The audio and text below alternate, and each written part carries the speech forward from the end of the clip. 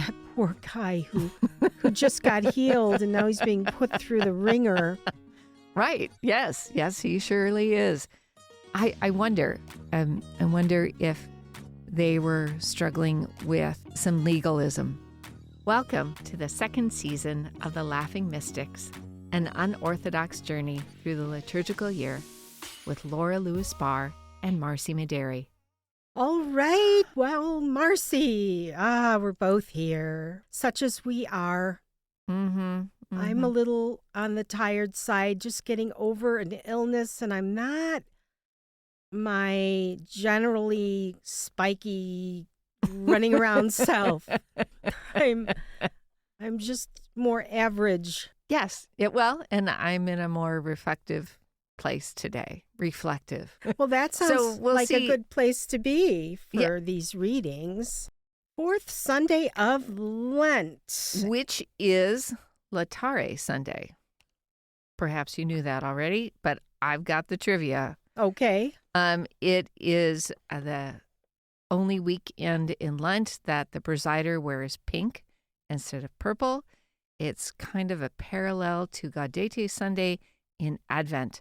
Laetare means rejoice, and it's just a reminder of the joy that's coming in Easter. So it's like that you can do it. You're halfway through Lent, you're over halfway, and you're doing a great job. Easter's coming. Okay. So we get a little encouragement today, Laetare. And so I want to ask our listeners to write us about how the journey has been this year for you. And do you need this pep talk on this Sunday, or has it been feeling a little easy? How's it been? That's a question. I have another question. I'm sure you do.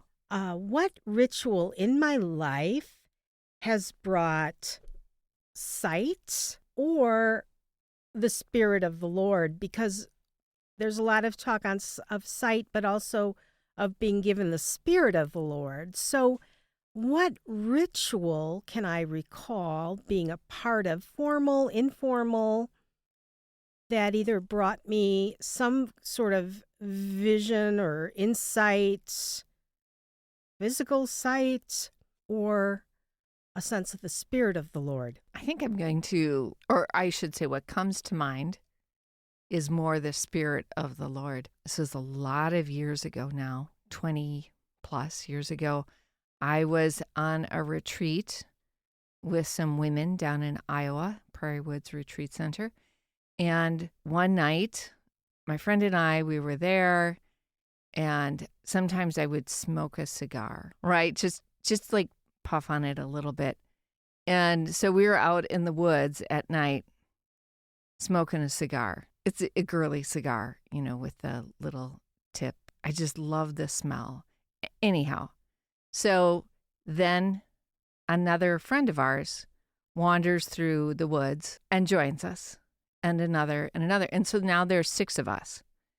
And so I've got the tobacco, and another friend has in her bag, of course, she's got this beautiful cloth that she puts over a rock, and another friend has something else. And all of a sudden we create this ritual, this ceremony of the 6 of us in a circle in the woods in the dark. And it was really bonding as a group of us, and a wonderful affirmation, as I was in my 30s of who I was becoming as a woman, to pull in the sacred, in the mystery, in the power of ritual, the power of friendship, the power of circles. So, that's a great story. Wow. Yeah, it was. And years afterwards, the 6 of us would laugh. It's like, I can't believe you had that in your purse. Oh, I think someone had some essential oil. And so we used some essential oil, and we just spontaneously created this amazing ritual. Wow. All right. So I think the first thing that came to my head was way back in the day, the Life and the Spirit seminar, where I was literally prayed over for the Spirit and then eventually had influx of speaking in tongues and that. So, I mean, that's sort of a literal answer to this question. I think the other thing I would mention is just my experiences drumming in drumming circles and losing myself to what happens in a drum circle for me, which is to let go and let my body do it. And I am not a trained drummer, and somehow my body is just pounding away and feeling filled with God and prayer. But what I love about your story is the spontaneity of it. And I know I've had experiences like that too in the theater or otherwise, but I'm not going to forget yours. It's just there's something about this homemade. I wish we would do more of that at church. This more like homemade, spontaneous ritual. Yes. However, if we do it at church, it's not spontaneous anymore. Like, because the six of us didn't plan to meet in the woods in the dark. You know, we didn't come with the intention of having this powerful prayer moment. It just happened and could not be recreated. Like, that's the only time in my life that's happened. That's why I just see it as a gift from God. And any ritual we do in church has to be thought out ahead of time and therefore less spontaneous or not spontaneous. Well, I think your story, though, and I want to go back to it, it's like you had ritual objects. So what if and we do this on Holy Week, we open the space and we have ritual objects that people can engage with. And I remember last year we talked about my experience of Good Friday and the simple experience of this gigantic cross and relating to it physically, and that spontaneity was so powerful. I do think spontaneous actions like this are essentially more powerful. They have to be. I mean, not that the other isn't powerful sometimes, but I just wish we would have more times where we are together and they're ritual objects and we can engage with them. So yes, I hear you. Right. So there's a little more room for the spirit and a little more room for who I am. Creativity and co-creation. And I think liturgy planning is fun for a lot of people because that planning stage can be fun. And when you guys were in the woods pulling out objects, that was like spontaneous liturgy planning. Yeah. Yes. And so unscripted. It really was a moment. And a couple of those women who were in the circle with me have died. And so I don't know, there's something even more precious about those people. I guess the only thing I want to say about this that I love is I get caught up in algorithms for podcasts or Substack or Facebook or whatever. And I forget that 6 people in the woods changes me, changes the world. Yeah, I'm gonna write about your story now because I love it so much. I'm so glad. And I want the listeners to know that Laura does have a Substack. Brand new. And because Laura is a fine poet. And so she's made a commitment to writing a poem a day. Bless your heart. Okay. Oh, by the way, how do people find your Substack? I will put it in the show notes. Great. Fantastic. Thank you.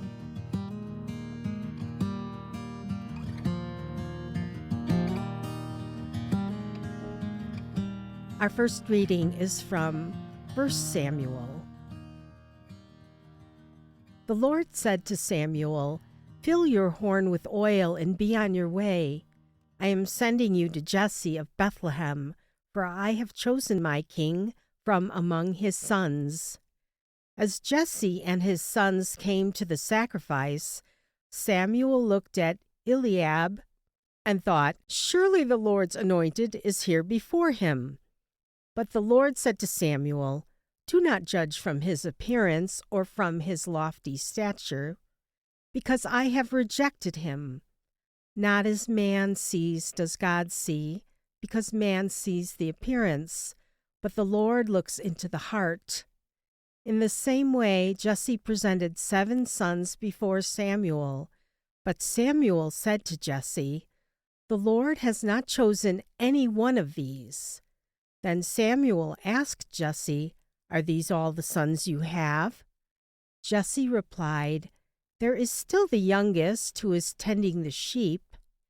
Samuel said to Jesse, "Send for him. We will not begin the sacrificial banquet until he arrives here." Jesse sent and had the young man brought to them. He was ruddy, a youth handsome to behold, and making a splendid appearance. The Lord said, "There, anoint him, for this is the one." Then Samuel, with the horn of oil in his hand, anointed David in the presence of his brothers, and from that day on, the Spirit of the Lord rushed upon David. So, a little backstory. The people of Israel who had had judges to kind of gently rule or organize, fight, call people into battle. But the Israelites said, "We want a king, we want a king." And Samuel said, "No, you really don't want a king. Don't get a king." "Oh, yes, we do, we do." And so finally God said to Samuel, "All right, they'll get a king." And then God had chosen Saul. So Saul's already anointed and not doing a great job. So now God revisits Samuel and says in this first part, "I'm sending you to Jesse of Bethlehem, for I have chosen my king among his sons." And there's a piece of scripture that's not in here. And Samuel is saying, "No, don't make the same mistake twice, God. This wasn't a good idea then. It's not a good idea now. Can we talk you out of this, God?" And God says, "Nope, you have to go." And then the scripture picks back up. So just that wrestling of what's God's will versus Samuel's will versus what the people of Israel wanted. The first thing I noticed about this reading was this sense of ritual. I'm very struck by the fact that it wasn't until Samuel anointed David that the Spirit rushes upon David. And so the need for ritual, that it unlocks the door or somehow, that's so powerful to me. That is such a gift of Catholicism for me, are the rituals embedded in everything. There's rituals in everything. And, I understand some people feel like it's too much, but for me, I love it. Yeah. Well, I think I'd like to unpack the symbolism because, like, God can rush upon anyone at any time. What is it about the human agency that says, I'm going to engage in this performative act that makes it happen? Like that. That's what I find really interesting. And all cultures have their spiritual rituals that involve movement or sound or dance or anointing or burning or whatever it is. And there is something about it having to do with incarnation, because a ritual is physical, where prayer can be just a mental thing. We could just mentally put ourselves in different spiritual spaces, but a ritual is always by its nature a physical act. Because we're physical beings. Yeah. We are embodied creatures. I like how you said that. It's about incarnation. We have flesh and bone and blood. And there is a knowing that our body has that can inform our mind and our heart. So it's almost like that touch of oil is then my body gives my soul or my heart the cue that God's Spirit is upon me. As you said, maybe God's Spirit is upon me all the time, but for me to really understand it, I need help to access it. I guess that is what I'm realizing, that we only meet God through the body, not through the head. Yes. Yeah. It's just an important reminder because the culture, for me, seems to push us more and more just into the head, into the mind. Oh, well, a few more things. One that I notice immediately that many people are probably noticing, this idea of the youngest. And in fairy tales, it's always the youngest, the one that is of no account, that is the chosen one. I never put that together with fairy tales, but sure enough. Yeah. And I want to ask, what is the disregarded part in me? What is the youngest part of me that I don't think is even worthy, right, to even remember, to bank on, to choose, to say you can lead. In Jungian psychology, the idea is that we have 4 functions. Sensing, which is to be physically focused, an artist, a carpenter. Thinking, somebody who's intellectually focused. Feeling, somebody who moves from a place of what is right or wrong. And then intuition, that sense that is different than the other senses because it's more kind of almost in the unconscious. It's like I know, but I don't know how I know. And Von Franz and other Jungians say that we tend to focus on a function in our lives and move from that because it's our strongest function. It's the one that I'm really comfortable with. For me, it's intuition. And then there's what they call the inferior function, which is the one that I'm terrible at. I feel really ridiculous when I'm engaged in it at all. And for me, it's the sensate function.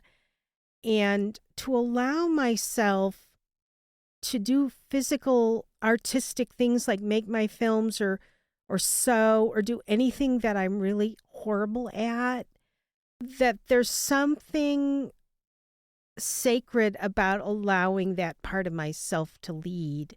And that's like the youngest part. And so you can think, or listeners can think about, what is your least favorite style of being? And can we allow that style, especially as we get older, to take the lead? Because that's the crack that God comes through. Because the ego already sort of controls the ones we're good at. Right. I hear you. I'm not sure. I'll have to think about this for myself. Anything else about this reading? I can't rely solely on what I see and what I think is important. I have to make room for the Spirit to show me, which requires humility. Right. And that brings up for me, the Lord said to Samuel, and we get the sense of he's talking to Samuel, through his headphones. But how do I listen and discern what God is telling me? And it isn't this voiceover. So that's just another way, I think, of saying, how do I hear God's voice when it's not obvious? It's a language that we work on through dreams and synchronicities and emotions. In conversations, too. Yeah. Sometimes a good conversation with someone will help me understand what God is saying to me.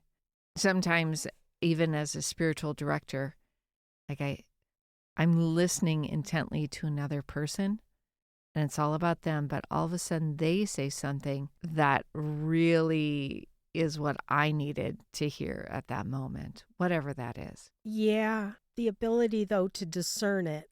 Mm-hmm. Mm-hmm. So what I'm hearing you say, that spiritual direction when you go is a really key part of it. Oh, absolutely. An old radio to turn the knob one way, one way another way will either get us really tuned into the station or create more static. I love that analogy. It's a beautiful one. And I guess if I stay with it, then part of discernment is having the experience of clarity that I can compare to the experience of static, so that I know that's static. That's not normal, or that's not ideal. Or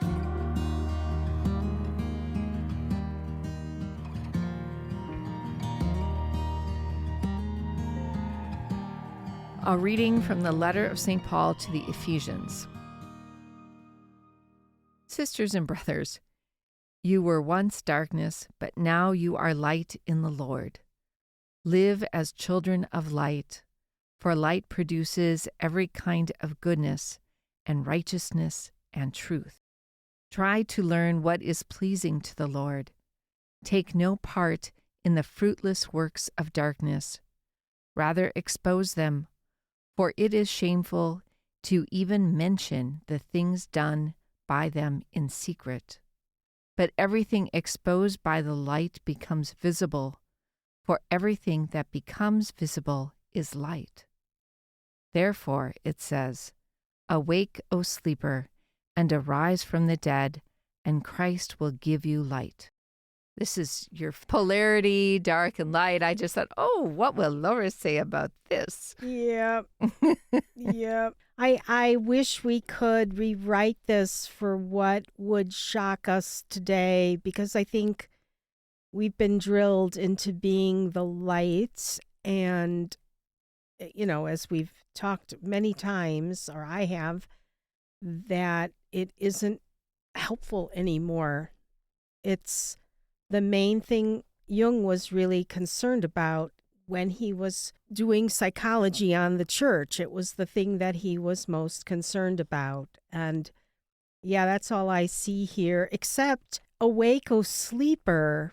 We're all sleepers to so much. And we're sleeping to our shadow. We're sleeping to the shadow of the church. Yeah, we're sleeping to the fact that our ego is this tiny, tiny, tiny little part, not the whole. Mm-hmm. What else? Mm-hmm. What else are we sleeping to? I think sometimes we are asleep to the suffering of others. Yeah. Asleep to our own suffering, maybe. Sometimes that's pretty clear, in my own little drama. But I think, especially these days, we can be asleep to the suffering of others, not just in this country, but in the world. Yeah. And to awake to that in a way that doesn't sink our boat, because I know that can also be overwhelming. Yeah. But to not put ourselves to sleep because it's too much. What I noticed in this reading is about secrets, that secrets can be a millstone around our necks. Oh, wow. The secrets that we carry can drown us. Yeah. And a secret is different than something that's private or something that's sacred, but secrets often we keep them because there's some shame with it. And like a wound that festers because it's hidden, and so it needs to be exposed, to be cleaned out. And I know telling our stories is so healing because it opens up those secrets. That's really good. I wrote down, which I guess sort of goes along with this, what works of darkness do I need to expose in myself or others? I mean, I Mhm. hate that question. I hate to think that there's a work of darkness that I'm involved in. It's just, And I highly doubt that. I Just mean, for the, it brings up images of satanic cults, etc. But if I'm going to take this reading seriously, that's central to it, exposing. And that goes sort of with what you were just saying. lancing secrets, so they can heal What would be a work of darkness that we could talk about? from our own lives. Sure. Like, I'm just going to brainstorm. Like, a work of darkness might be gossiping, I suppose. So that destroying of another person's reputation, lying. Right, or even not fully lying, but not admitting the whole truth. Right? We're back to secrets. Yeah. That withholding information, which I associate with Midwest nice, and I'd rather just pull away from somebody than confront them about my experience of what happened. And yeah, I guess that's a work of darkness. Mm-hmm. Mm-hmm. I mean, we don't talk this way. It's funny. My experience is there's only a desire to talk about the light. Even talking about the darkness is a little like I felt when I mentioned it in the sound booth. There's this feeling like, no, where are we go? Where are we going with this question? Well, I just thought you don't do any works of darkness because, of course, they went immediately to Right, really bad stuff. right, And that's what I was thinking, even with the secrets, the children that are abused and how long they keep those secrets and which are so damaging to them, but there's shame involved to say it out loud. And it takes decades for people to be able to say, this is what happened to me. mm-hmm. But it is the only way to find healing. Millstones around our neck. Yeah, and I think what the example you give is one end of the spectrum, which Mm-hmm. many of us might say, okay, that didn't happen to me, that doesn't relate to me. But I think about being honest about things that are less extreme or less Yes. obvious, like maybe it was I was never really loved by my mother, and that acknowledgement, which could have shame attached to it, Mm-hmm. it's a more, quote, ordinary thing, because we all have various relationships with our parents that are more full of love, less full of love, or whatever. But being willing to be honest about the truths of our lives. And to say it plainly. Right. Which, just because some things are, and they are hard and painful, but they just are sometimes. And just to acknowledge that is a real freeing thing.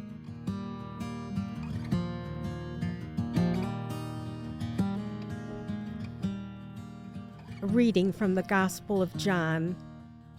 As Jesus passed by, he saw a man blind from birth. He spat on the ground and made clay with the saliva and smeared the clay on his eyes and said to him, "Go wash in the pool of Siloam," which means sent. So he went and washed and came back able to see. His neighbors and those who had seen him earlier as a beggar said, "Isn't this the one who used to sit and beg?" Some said, "It is," but others said, "No, he just looks like him." He said, "I am." They brought the one who was once blind to the Pharisees. Now Jesus had made clay and opened his eyes on the Sabbath. So then the Pharisees also asked him how he was able to see. He said to them, "He put clay on my eyes, and I washed, and now I can see." So some of the Pharisees said, "This man is not from God because he does not keep the Sabbath."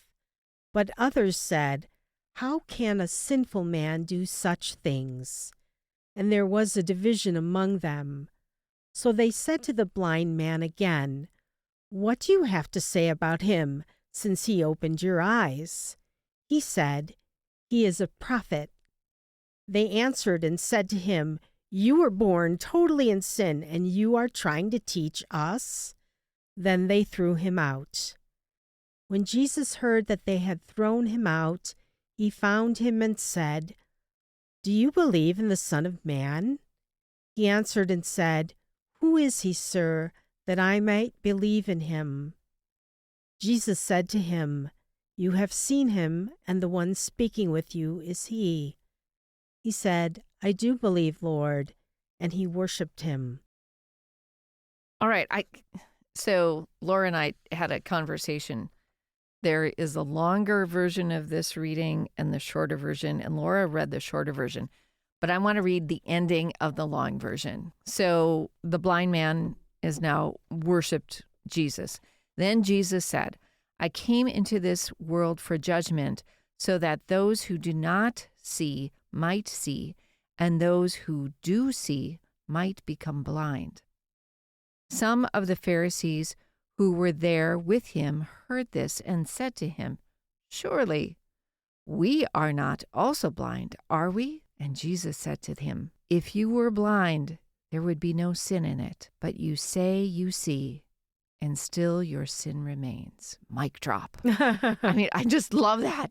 Love that ending. And if you're curious, I mean, the other things that are not in the short version are a lot of repetition. And we could say, well, it's just repeating, like, because the man born blind keeps on saying, this man called Jesus made some clay and anointed my eyes, and he told me to go and wash, right? And he says that like 3 or 4 times. Oh, okay. As different people ask. And then people question, and, like, is he a sinner? Is he not a sinner? Because that understanding that people with physical ailments, God caused them because they were a sinful person. So it really plays with that, and the man born blind says, if I was a sinner, I do not know. One thing I do know is that I was blind and now I can see. And they call us parents. And what happened? Is this your son? Yes. And he was born blind. Yes, that's true. And, but you have to ask the parents say, you have to ask my son what happened. So they call the man born blind in again. And he's like, you're not listening to me. I have told you this before. So what's missing is that repetition of the man keeps saying, this is what happened. And people struggling with it, like, that doesn't make any sense. Were you sinful? Were your parents sinful? How can this be? That real grappling. Right. So what does it mean to you, this repetition in the story? What hard heads we as humans have. How much we refuse to believe what is in front of our eyes. Again, with that sight, what do we see? Do we see God working in this world? Or we keep making excuses and trying to find reasons? Right. Getting stuck in these thoughts that are going to keep us safe. And even at the end, the Pharisees are like, "Oh, surely you don't mean us, that we're blind." And what a common human response that is. Yeah. That's for everybody else. That's not me. Exactly. As I was grappling with this reading and these very familiar readings that urge me to take them literally, but I don't want to take them literally, I think about it as a dream and I say, who am I in the dream? Like, which character am I most aligned with? And I think about the Pharisee in me, or the healer in me, or the one that needs healing, that we are all of these. And Joseph Campbell, I posted recently, as a great quote about, if we don't take our own adventure, if we don't follow the call of our hearts, the call of the divine, then too often we'll become a policeman in the world and in ourselves Mm. to try to clamp down and enforce the rules that everyone needs to follow because I didn't do what I needed to do. Now I'm going to police everybody else. And that's what I'm reminded of with the Pharisees and this sort of wet blanket instead of just, oh my gosh, what happened? There's all this nitpicking about the Sabbath, and there's this crazy bait and switch in the story of asking the guy, well, you got healed. Who do you say he is? And then he answers and they throw him out. Like, they Right. totally baited the guy. Well, and they don't believe him. There's something that they refuse to believe, that God can work outside the box. Right. And that to be transformed, and I think about family systems where one person might become transformed and how it disrupts the whole family system sometimes. And Totally. people, change is scary. And so this guy didn't see, and we were all comfortable with that. And now he sees, and it upsets my world. Because what does that mean for me about me? The fact that people can be transformed. Mm-hmm. And deeply healed. Right.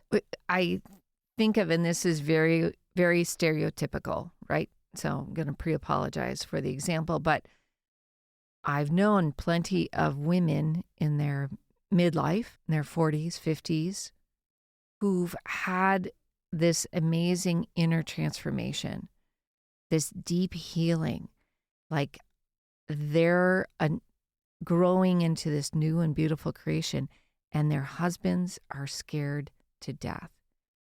What is happening to my wife? And then there's resistance, like, no, you can't do that, or a tighter attempt for control because it's scary. And as you said, what's always been is changing. And so the husband has to make that choice. Can I grow with my wife? Can I see her beauty? Can I see how she has been healed? It's a great example. And I think I love it because we probably all know a situation like that. Whoever it is in the family system that changes, and then asking myself, a work of darkness might be to try to stop somebody else from changing because it scares me. And it's unfamiliar and it's different. And all of a sudden, those rules, as you very aptly said, don't fit anymore. How can a person who's holy heal on the Sabbath, but yet this person did this great thing, and what does that mean about sinfulness of the man born blind? And right, it's just everything is thrown up in the air, and nothing makes sense anymore. Right. It's a really great example. Like the ego wants to think it understands, knows, and controls, and it doesn't. And this reading, what do you think the Johannine community was seeking in this reading? What might you think the whole repetition of that poor guy who just got healed and now he's being put through the ringer? Right. Yes, he surely is. I wonder if they were struggling with some legalism. Yeah. And this story helped that community say, nope, Jesus is bigger than the law, bigger than the prophets, bigger than the rules that we put on God. In how many ways do we today try to control God, put God in the box? And use our church structures to do it. Oh, yes. Because we can hide behind that. That's how it's done. That's what the rule is. I'm saved and you're not. I'm good and you're bad. I can't remember how long ago, but you were talking about how there are some world religions that are so complicated that it's a bit disorienting, like with Hinduism and all the many gods. Oh, yeah. Uh-huh. And to just rest in that, as opposed to saying, no, this doesn't make sense. Are you sinful or are your parents sinful? Wait, what's happening here? And, it's worth saying that I think on an unconscious level, we still do that to ourselves and others. Mm-hmm. They don't have XYZ because on some level they deserve it. I talked to somebody recently about a neighbor who died suddenly of a heart attack, a very healthy woman. And this friend of mine immediately said, did she have a family history? Because we're desperate to be able to explain it, to be able to put it in a box instead of going, life is this precious mystery that we have now and we may not have it a minute from now. That's really hard to live with. So we'd rather, so if a person is poor or sick or whatever, I think on an unconscious level, a lot of times myself, I probably others too, have some little secret compartment that puts them in this place that I don't have to sit with that mystery of why. Yes, and it protects me. Mm-hmm. If that poor person did X, Y, and Z, well, I'm not doing X, Y. It's the reason why we do victim blame. Yeah. Because we don't want to be the victim ourselves. Right. It's a very vulnerable place to say anything can happen to us. And how fragile life is. And that is terrifying. I also really enjoy the moment when the man born blind meets Jesus, because of course he's blind. Jesus says, puts some spit and mud on his eyes and go and wash in this pool that's a ways away. So the man has no idea what Jesus looks like. And so that moment where he sees Jesus, when Jesus asked, do you believe in the Son of Man? And then the man has a second restoration of vision. The first was physical and now it's spiritual. I wrote, why does Jesus ask if he believes in the one talking to him? It feels a little like, I don't know, like a trick question or something. But then I asked, well, do I believe in my own inner voice when it comes to me? Do I believe in what I'm hearing? Can I believe in this amazing good thing? Maybe that's what I need to hear. Like, can you believe what just happened? Mm-hmm. Can you believe that you are beautiful, worthy, that you aren't punished for sinfulness? Can you believe that? And can you believe that it is God's doing, that you are created out of love by God, this amazing being that is beyond understanding?